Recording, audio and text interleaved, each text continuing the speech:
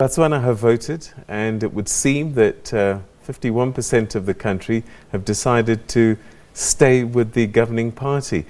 What are your immediate takeouts from the results and the way this election has gone? I think it's an interesting outcome in the sense that I expected the ruling party to win, but with even a lower margin. So I had anticipated something like a coalition government beyond these elections, but clearly the ruling party is going to form a new government.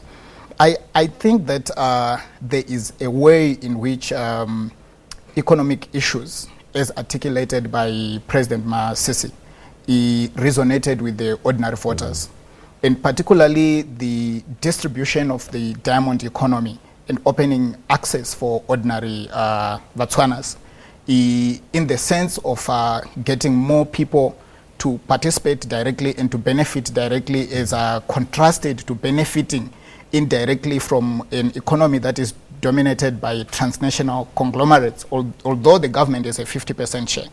And I also think that the ordinary middle class person feel that they need to have more stake, more say, more understanding, not only in terms of participation, but in terms of governance of that economy. The second big issue was obviously the environmental issue, the issue of preservation of wildlife, particularly elephants, and the conflict between wildlife and human beings. There is a sense in which a lot of Botswanans feel that they should utilize their natural resources, including these animals directly, and also in terms of dealing with human and animal conflict, there is a sense in which there is a wide belief that the government should cull these elephants. Yeah. And advocates of preservation believe that the government should continue to close and protect these animals. I understand that when Masisi came in, he already introduced allowed hunting and so on, and that's the other parties were really of the opinion that it's more preservation that is needed, in a view that is aligned with a lot of transnational NGO actors and governments which feel that these animals should be preserved.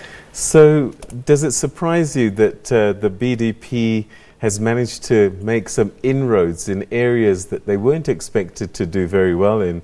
And that's part of how they were able to cross this 51% threshold. I mean, to a point that even the leaders of the opposition parties lost in their own constituencies. Yeah, it's a bit of a surprise, but just reflecting, I don't think that the opposition was quite strong, quite cohesive. Although we can talk of an incipient decline within the ruling party, so its hegemony has slowly declined from what it used to be.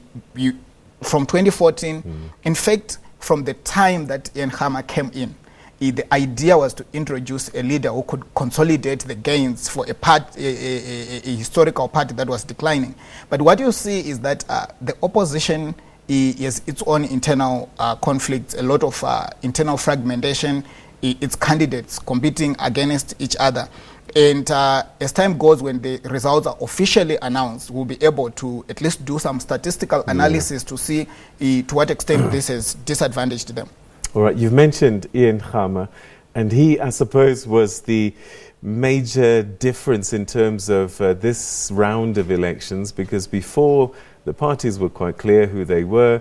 And for someone as a former president to leave the party of his father and join hands with the opposition was a gamble maybe, and I just wonder, was he in the end an asset or a liability for the opposition parties? I think he was both a liability, because some key opposition figures, even before the elections, already indicated that they had a problem with having the former president on their side openly expressing his support, because the same opposition parties had criticized his regime for corruption and heavy-handedness, and for him coming back to join them to say the same issues that they had criticized him for.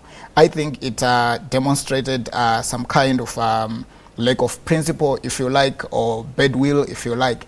But also, Hama took a very radical position, and I think to an extent quite polarizing. So you had to be on his side, or you had to be on the side of BDP.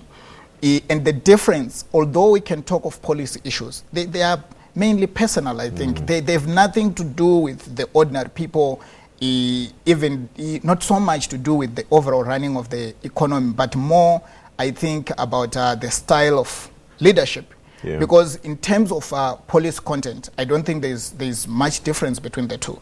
In terms of their rhetoric, Shua Masisi is very pro-African, I think a bit more indigenous in nature, in the sense of articulating the interest of the local Botswana. And if you think of Hama, his policies were more broadly grounded in these ideas of international capitalism, a very free market economy, and so on and so on. So those are some of the differences. But the key elements of their conflict is basically personalistic. And I think that Hama also he had a bit of power hangover, seeking to want to play the influence game, and so the relationship worsened because Masisi did not want to allow that. I hope that they can go back to negotiate their differences, and former President Hama can take a back seat and allow Masisi to run with his agenda. So the ruling party has managed to cross the line, but 51% suggests that just under half the country are not with them anymore. And so there's definitely a shifting of the sands there. What does the president now need to do? Because he knows that almost 1 in 2 Botswana were looking for an alternative. Yes, and we have talked about the incipient decline within BDP. And this process, once it starts, it does not end easily, and sometimes it does not end nicely. But the important thing is that the ruling party is still in power. So they have a chance, and I think their focus going forward should be to address these issues of inequality, diversifying the economy, but making sure that the diamond economy is accessible to the ordinary and middle-class Botswanas. I think that there are serious demographic shifts. We are talking about a party that is half a century in power, and over this whole period, its voters have changed and interests change. The young, modern Tswana guy is probably an internationalist whose interests are about access to employment, a middle-class lifestyle, a government that is more accountable. Their sense of respecting a government is not based on loyalty to the elders per se, but the ability for these people who are in government to account to them. So such a dynamic shift can open up more voters potentially on the long run for the BDP. But I think that the crucial point is it doesn't matter the gap between the parties. What is important is we are getting evidence that democracy is consolidating in Botswana.